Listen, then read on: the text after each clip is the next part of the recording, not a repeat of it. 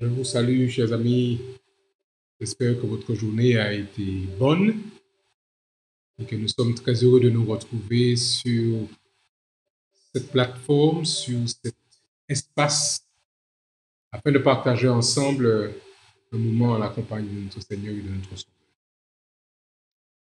Nous voulons vraiment remercier Dieu de ce qui nous accorde ce temps et je sais que vous êtes là, que vous avez choisi d'être là parce que vous comprenez le temps dans lequel vous et moi nous sommes. Merci encore de votre présence, merci de votre soutien. Et ce soir, nous voulons encore prendre le temps d'ouvrir la parole de Dieu et parler à Dieu et le laisser surtout parler à nos cœurs.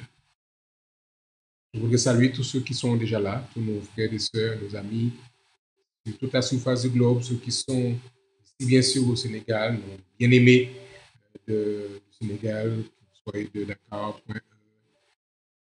Gamlaï, Bethel.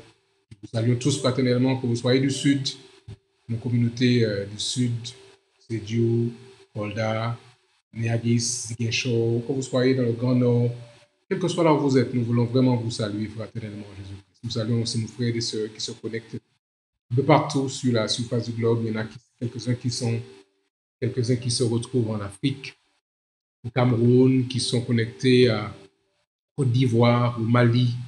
Nos bien-aimés frères et sœurs, nous pensons à vous et nous vous saluons fraternellement. Frères et sœurs qui nous soutiennent depuis la France, depuis les États-Unis, depuis le Canada, depuis la Réunion, depuis les îles de la Caraïbe. Merci à chacun d'entre vous et nous croyons que nous formons une chaîne autour de cette terre dans un temps qui est aussi particulier que celui de lequel nous vivons. Je veux vous inviter à prier. Ce n'est pas juste un rituel, c'est que nous avons vraiment besoin de ce que Dieu nous prenne en charge ce moment, qu'il nous conduise et qu'il gère tout ce que nous faisons, ce que nous disons. Je voudrais donc vous inviter, mes chers amis, à prier avec moi. Notre Père et notre Dieu, encore une fois, nous sommes devant toi en cet instant pour chercher ta présence, chercher ta face, chercher ton regard, chercher ton esprit. Nous comprenons dans quel temps nous sommes et nous reconnaissons le besoin que nous avons tous de toi dans nos vies. Alors Seigneur, viens alors que nous nous mettons à ta disposition. Viens toi-même parler à nos cœurs. Viens toi-même nous instruire. Et que ce moment soit bénéfique pour tous ceux qui peuvent le partager. Que la gloire, que l'honneur te soit rendu alors que nous ouvrons ta parole. Je te prie, Père, au nom de Jésus, et pour ta gloire. Chers amis, je dis vraiment que nous avons une joie et un privilège de nous retrouver avec vous en cet instant. Et je voudrais vraiment vous inviter à continuer. Nous sommes déjà au 75e jour de ce cheminement sur 100 jours. Un défi que Dieu nous donne. 100 jours, mettez 100 jours à part pour chercher ma puissance, chercher ma face. Et nous avons l'assurance que Dieu saura répondre à nos besoins, à notre requête et à nos prières. Donc voilà pourquoi nous sommes là depuis le 27 mars pour partager ensemble ces moments. Nous comprenons que nous sommes dans un temps qui est différent de tous les autres temps. Le Covid-19 a tout bouleversé, a arrêté la terre, il nous oblige à réfléchir différemment et nous pousse à nous regarder sur nous-mêmes, où nous sommes et où nous allons, et à comprendre la réalité du monde dans lequel nous sommes, vous et moi. Donc voilà, là où nous sommes ce soir. Le texte qui nous est proposé pour la réflexion ce soir est tiré de l'épître de Paul aux Galates. Galates chapitre 5 et les versets 22 à 23. Ce sont des versets qui sont clés que les chrétiens utilisent souvent. Mais ce soir, nous considérons ce texte dans le prolongement des échanges que nous avons eus les soirs précédents où Jésus était avec ses disciples dans la chambre haute alors qu'il se préparait pour pouvoir donner sa vie pour ses disciples. Il se préparait à partir et il leur disait, voilà, je vais vous laisser, je m'en vais, mais je vous enverrai le consolateur, l'Esprit Saint. Et il explique le rôle, l'action que le Saint-Esprit va jouer, veut jouer dans notre vie et dans la réalité du monde aujourd'hui. L'apôtre Paul, lui, est inspiré par le Seigneur et va écrire ces mots aux frères et sœurs de la Galatie. Et nous avons pour ce soir donc les versets 22 et verset 23. Je dis que ce sont des versets qui sont souvent utilisés, lus dans les cercles chrétiens, mais nous voulons les revoir et tenter d'en extirper rapidement l'essentiel de la substance de ce texte. Galates, chapitre 5, verset 22 jusqu'au verset 23. Il commence l'apôtre en disant « Mais le fruit de l'esprit ». Puis ensuite, il va commencer l'énumération des multiples facettes du fruit de l'esprit. Mais le fruit de l'esprit, c'est l'amour, la joie, la paix, la patience, la bonté, la bénignité, la fidélité, la douceur, la tempérance. Et il dit, la loi n'est pas contre ces choses. Alors, il est intéressant de se rendre compte que l'apôtre commence cette portion de son discours par cette conjonction « mais ». Mais le fruit de l'esprit. Donc ça signifie qu'il a dit des choses auparavant et par opposition à ce qu'il dit, il dit maintenant, cependant, le fruit de l'esprit. Quand je cherche pour vous un petit peu plus en détail, je découvre que le mot utilisé par l'apôtre, le fruit de l'esprit, c'est le mot dans sa racine grecque karpos. En d'autres termes, il ne parle pas tellement de fruit dans le sens de fruit que l'on cueille d'un arbre, mais il dit le produit de l'esprit, le résultat de l'action de l'esprit. Donc, en quelque sorte, le fruit de l'esprit, le fruit du Saint-Esprit. Vous comprenez, chers amis, que quand le Christ disait à ses disciples qu'il enverrait le Saint-Esprit, il utilise dans le livre des Actes l'image ou l'analogie de la pluie. Et on parle souvent de la pluie de l'arrière-saison. D'autres vont dire l'effusion du Saint-Esprit. Et le Saint-Esprit est donc comparé à une pluie, à une eau qui coule, qui vient nourrir, qui vient désaltérer une terre desséchée. En quelque sorte, la pluie de l'arrière-saison par rapport au principe de l'agriculture, la pluie de la première saison, on va planter, on va préparer le sol, on va semer, et puis ensuite, quand les choses vont monter, juste avant la récolte, la pluie de l'arrière-saison va venir pour pouvoir faire maturer le fruit. La pluie du Saint-Esprit veut nous faire comprendre que nous avons besoin, vous et moi, d'une influence puissante qui peut agir sur les cœurs, les esprits et pour changer les humains. Et il dit donc, mais le fruit de l'esprit, pas n'importe quel esprit, l'esprit de Dieu. La production de bons fruits, vous pouvez le comprendre, chers amis, ne peut avoir lieu sans cette intervention divine. Parce que les fruits de l'homme ou les produits de l'homme, les actions de l'homme sans Dieu sont évidentes. Et voici la liste que dresse l'apôtre Paul de ce que peut produire un homme sans Dieu. Je pense que vous avez gardé votre doigt dans le livre de Galates, chapitre 5. Remontez avec moi, si vous voulez bien, chers amis, à partir du verset 19. Galates, chapitre 5 et au verset 19. Et voilà ce qu'il dit, l'apôtre, à ses frères, aux frères de la Galatie, mais à vous et à moi aujourd'hui. Or, les œuvres de la chair, alors il aurait pu dire aussi les fruits de la chair, le résultat de l'action de l'homme charnel sans Dieu. Or, les œuvres de la chair sont manifestes, elles sont évidentes. Et quand on regarde autour de nous aujourd'hui, nous pouvons dire que les œuvres de la chair sont évidentes. Violence, colère, destruction, on voit ceci de manière régulière autour de nous. Mais voici la liste que va dresser pour nous l'apôtre Paul. Or, les œuvres de la chair sont manifestes. Puis j'avais dit 2 points, ouvrez les guillemets. Ce sont l'impudicité, l'impureté, la dissolution, l'idolâtrie, la magie, les inimitiés, les querelles. Voilà ce que dont parle l'apôtre Paul. Quand un homme n'a pas Dieu dans son cœur, les querelles, les jalousies, les animosités, les disputes, les divisions, les sectes. Et puis, il n'a pas fini. La liste est longue, vous imaginez bien. Un homme sans Dieu fait les pires bêtises. L'envie, l'ivrognerie, les excès de table et les choses semblables, etc., etc. Voici, mesdames et messieurs, frères et sœurs, chers amis, ce dont un homme est capable quand il n'a pas Dieu dans sa vie. Et je suis convaincu que dans le temps dans lequel nous sommes, nous voyons suffisamment, même ceux qui ne connaissent pas Dieu, reconnaissent que le monde est mal. Quand on voit qu'un homme est tué par une force policière, pendant 8 minutes, il a le genou sur son cou, il ne peut pas respirer, on se dit, mais ça c'est la bêtise, ça c'est le produit d'une violence et d'un racisme profond. Mais ça, c'est l'influence d'un homme quand il est déconnecté de Dieu.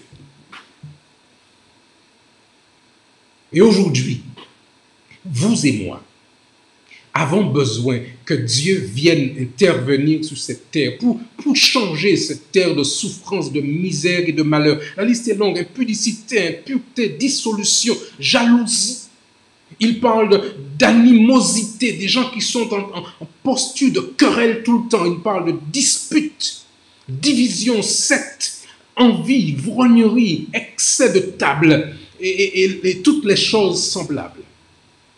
Et puis l'apôtre Paul dit, mais, j'aime ce mais, cette conjonction de coordination qui va renverser la réflexion. C'est vrai qu'il y a ces fruits-là, ces œuvres-là, mais, chers amis, avec l'Esprit de Dieu habitant en nous, nous devenons un homme nouveau, nous devenons une femme nouvelle, nous sommes transformés par la puissance de Jésus. Cette conjonction dit qu'il est possible de produire d'autres fruits, de bons fruits, des fruits agréables. Et vous en connaissez les fruits. Aujourd'hui, nous avons ici au Sénégal la saison des mangues, et puis combien elles sont juteuses, combien elles sont agréables. Rien que le parfum vous donne déjà l'eau à la bouche. Et le Christ dit que le fruit de l'esprit, l'action du Christ en nous va produire des fruits qui sont succulents, des fruits qui sont merveilleux. Voici la liste que l'apôtre nous propose dans son verset. Galates chapitre 5, à partir du verset 22. Mais le fruit de l'esprit, c'est quoi? Deux points, ouvrez les guillemets. C'est l'amour. Ce n'est pas n'importe quel amour. Ici, le mot utilisé, c'est le mot agapé. Il parle ici d'un amour total, d'un amour complet. L'amour selon Dieu. Bien sûr, il y a l'amour éros, il y a l'amour philéos. Mais ici, il dit, le fruit de l'esprit vous donne à aimer comme seul Dieu peut aimer. Une transformation littérale du cœur. Le fruit de l'esprit, c'est la joie. Kara, dans le mot grec, une joie totale, une joie pure, une joie qui n'est pas fausse. Le fruit de l'esprit, c'est la paix. Une paix du cœur, une paix de l'âme. Devant la réalité de ce monde, on n'est pas ébranlé, on n'a pas peur. Le coronavirus ne vient pas perturber mon équilibre parce que j'ai en moi le fruit de l'esprit.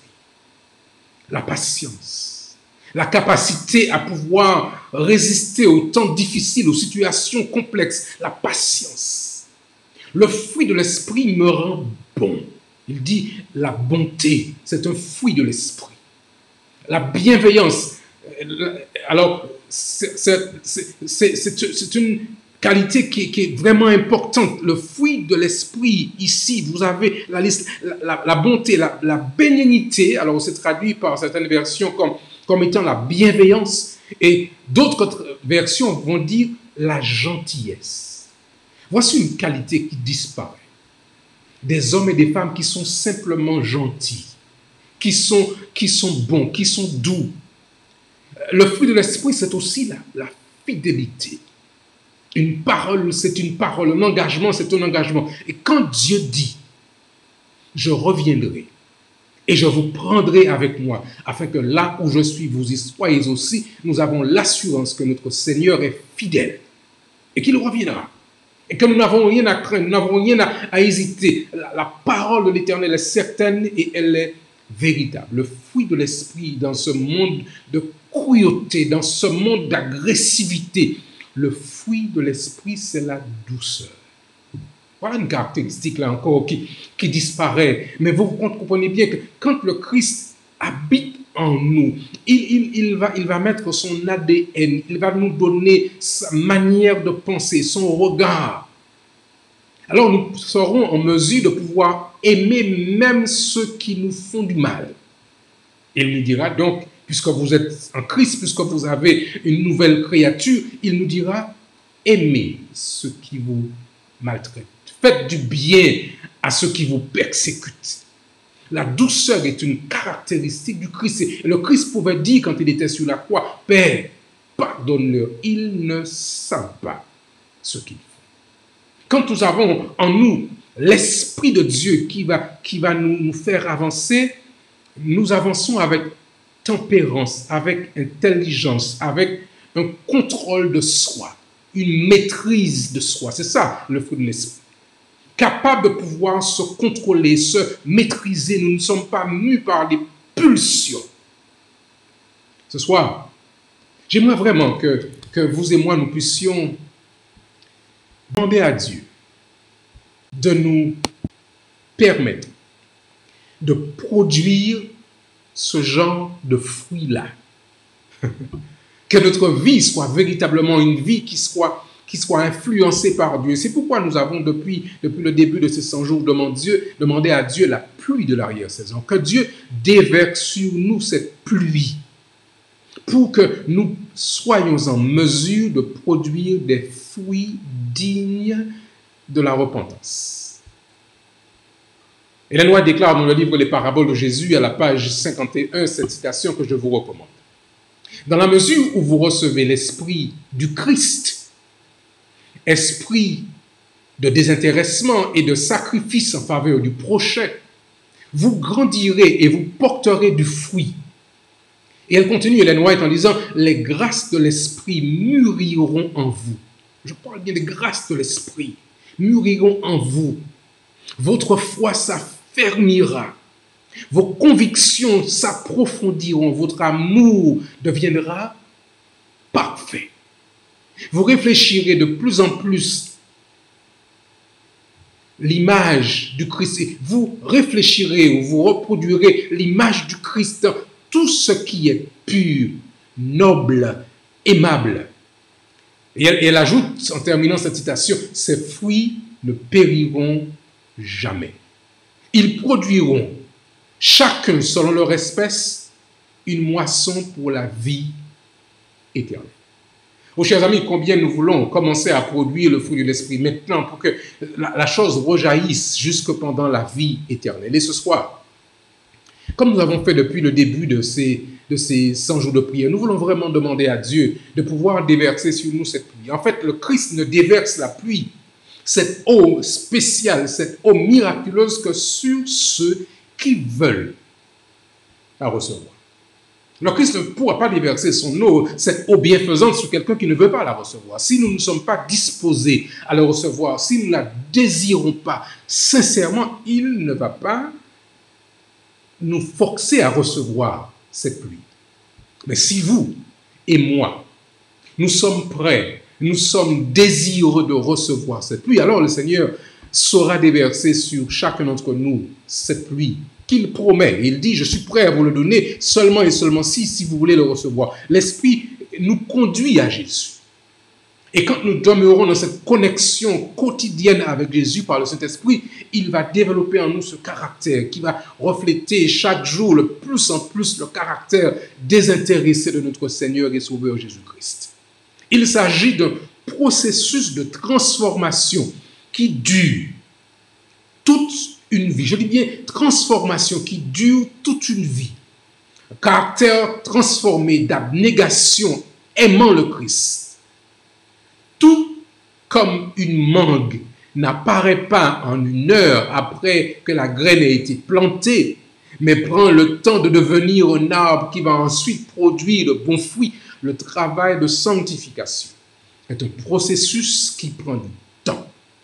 Mais soyez assurés que par l'abandon et la fidélité, chaque aspect du fruit de l'esprit deviendra évident dans notre vie. Alors voilà pourquoi je voudrais vous inviter. Si vous voulez voir ce monde changer, si vous voulez voir ce monde transformé, si vous voulez voir un monde nouveau, commençons par nous. Seigneur, s'il te plaît, accorde-moi la pluie, afin que mon cœur soit changé, ma vision soit changée, mon regard du monde soit changé, et que par toi, d'autres personnes puissent être touchées. Vous comprenez pourquoi nous avons tant besoin de pouvoir nous engager dans un véritable chemin avec Dieu par la prière ce soir. Et c'est pourquoi je rends grâce à Dieu que notre conférence générale a mis en place ce projet des 100 jours de prière qui tire à sa fin. Ce soir, nous allons prier. Nous allons prier pour que Dieu nous l'accorde, cette pluie. Si nous le demandons sincèrement, le Christ est fidèle et juste pour nous l'accorder et nous produirons, alléluia, les fruits dignes du Saint-Esprit.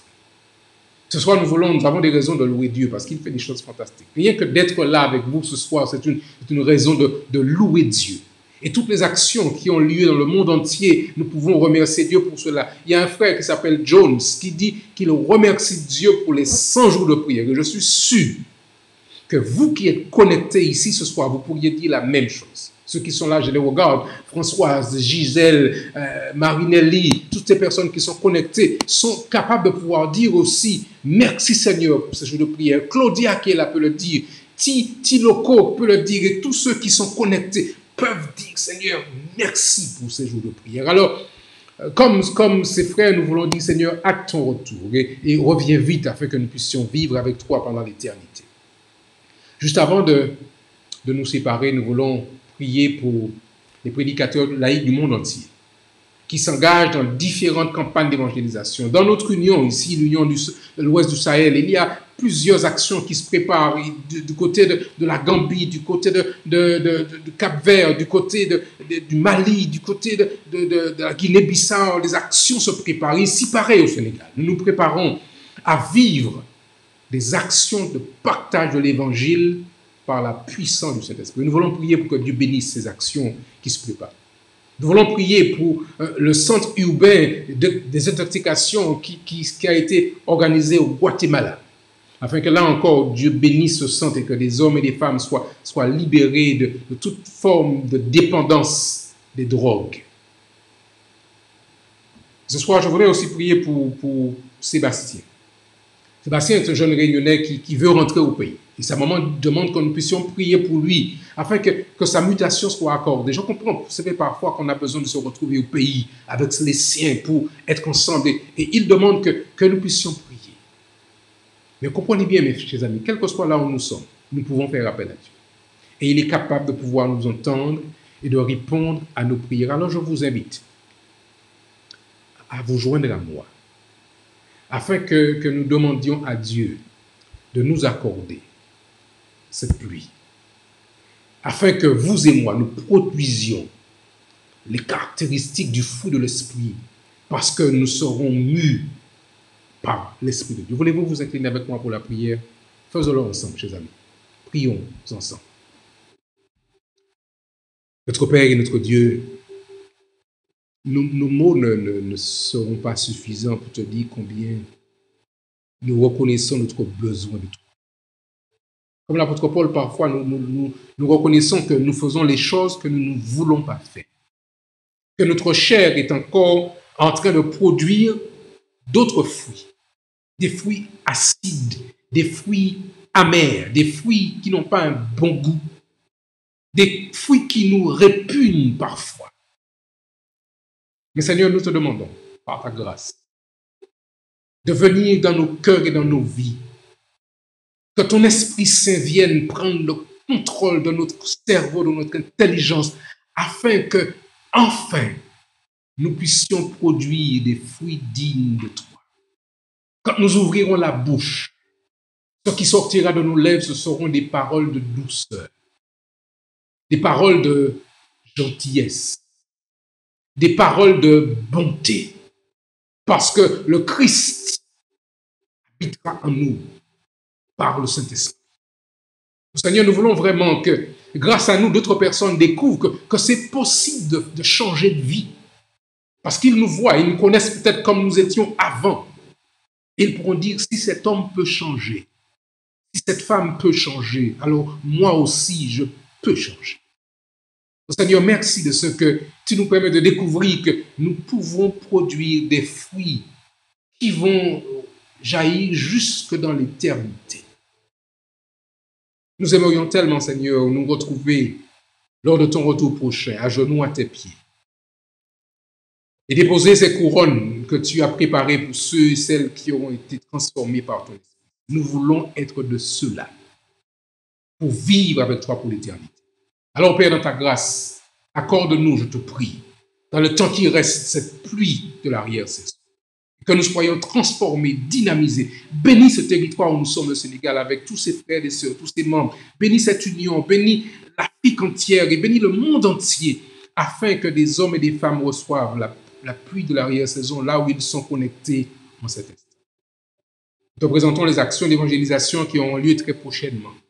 Ô Seigneur, là encore, que ton esprit agisse sur les cœurs des hommes et des femmes qui vont proclamer, mais surtout sur les cœurs de ceux qui vont recevoir ce message. Que tu bénisses, Seigneur, les différents centres d'évangélisation qui s'organisent, ces centres urbains, comme au Guatemala, qui a été organisé pour aider ceux et celles qui sont accrochés aux griffes de la drogue sous une forme ou sous une autre. Nous te recommandons Sébastien, qui souhaite rentrer au pays. Son pays, c'est la Réunion.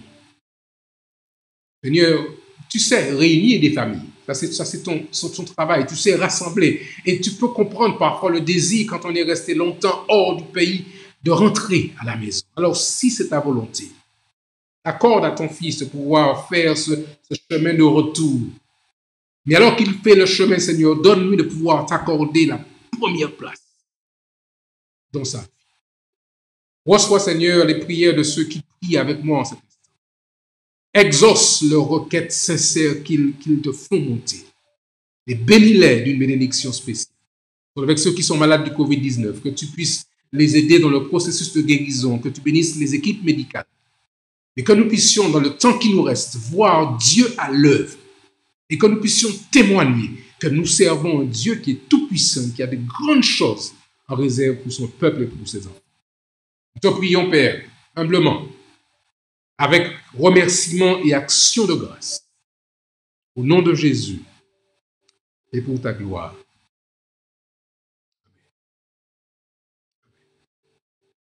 Nous voulons vous remercier, chers amis, d'avoir participé avec nous à ce moment. Merci encore de votre présence, de vos prières renouvelées. Et je vous invite à nous rejoindre demain soir. Nous allons nous retrouver demain soir. Nous voulons continuer dans ce cheminement des 100 jours de prière. Ce sera demain soir, ce sera le 76e jour. Je crois que vous serez là pour que nous puissions ensemble vivre avec vous un moment en compagnie de notre Seigneur et de notre Sauveur. Je vous dis à tous donc une bonne soirée. Que Dieu vous bénisse et qu'il vous garde. Bon courage. Préparez-vous à recevoir la pluie parce qu'elle arrive, la pluie de cet esprit qui fera de grandes choses. Demain soir, Dieu voulant, Dieu vous aime, je vous aime, nous nous aimons les uns les autres. Et à très bientôt.